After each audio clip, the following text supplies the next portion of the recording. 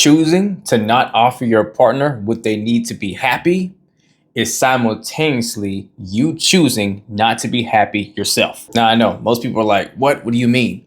Just because I don't want to give my partner what they say they need and everything else doesn't mean I'm going to be unhappy. But think about it. Even though we're all still individuals in our relationships together as a unit, you were never fully autonomous from your partner in the experience that you have in your relationship. Because if you genuinely care about your partner, then how they feel most likely matters to you, right? Part of you having a fun, vibrant relationship depends on your partner's happiness in respect to you and vice versa. I'm saying this because the more you keep fighting against your partner for them to be heard, right?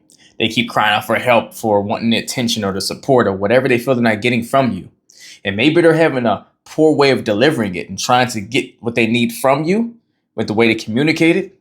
But you know deep down in here what they're asking for. And maybe you have some what you feel is justifiable reasons as to why you're not giving them what they need. Maybe giving them what they need makes you feel like you're losing something, or, you feel like you're giving up ground, or, you're standing your ground to, stand for what you believe in, and giving them what they want is just doing what they want and robbing you of what you deserve to feel like you're standing on your own principles or whatever. To the point, you sooner argue with them, combat against them, tell them that they're nagging you, or point out all of the frustrations you have with them continuing to come to you for what they need by telling them how what they need makes you feel. And all the while, you're becoming less and less happy in the relationship experience that you're having for yourself, right? To where, maybe you as an individual in the relationship is good to go. And your partner's the one that has the issues and they always have the complaints and all those things. But eventually it wear and tears on your own sense of peace, right? It starts taking away from you having the vibrant relationship you want to have with the other person.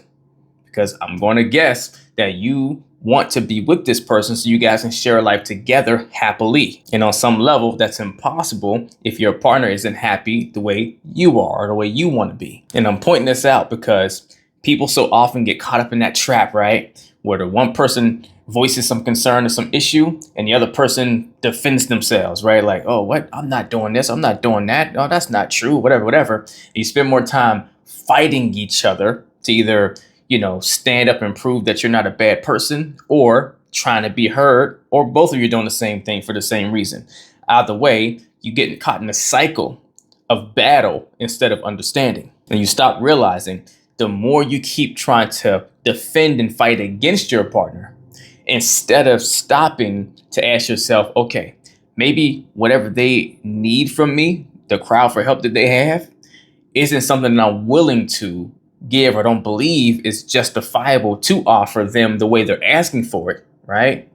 So then ask yourself, how can I offer them what they need in a way that fits me? Way less of you are doing that versus just saying, oh no, off whatever you're asking me, just from face value. No, I'm not giving you that. I'm fighting against that. I'm gonna keep standing 10 toes down. I'm fighting you against what you're asking me for. To where instead of working with your partner, you wind up working against them, becoming an opponent, and you wind up ultimately working against yourself because you're not having the relationship experience you want now. This is why I always stress to my clients, stop focusing on the story so much. Stop focusing on just the words that your partner is saying and hear the needs underneath those words that are trying to be met through the story they're giving you. I say that because the story itself, the narrative, right, may be very accurate to what they're trying to convey as to what they need, or may be inaccurate, or it might just be a different perspective than yours.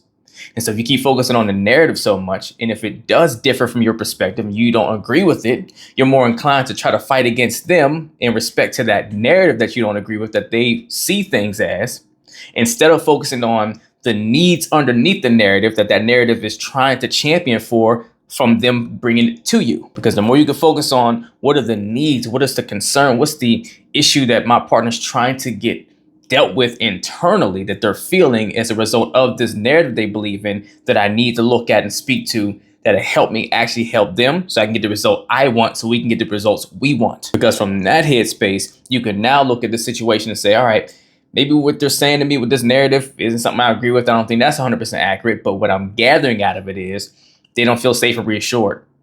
Yeah, I don't see it the way they see it, but at the end of the day, they're feeling like they're not supported or whatever, right? How can I go and offer them support in a way that aligns with my belief system, that can negate that narrative, right? and allow them to feel supported or reassured or whatever, without me having to necessarily agree wholeheartedly with the narrative. You start taking that kind of approach, you'll become a lot more effective at helping your partner to be happy the way they want to be happy, and stop self-sabotaging your own happiness in the relationship as a byproduct. So remember, you can't truly be happy in your relationship unless your partner is happy as well, unless your idea of happiness in a relationship is being with someone that's miserable. They never seem to quite mix.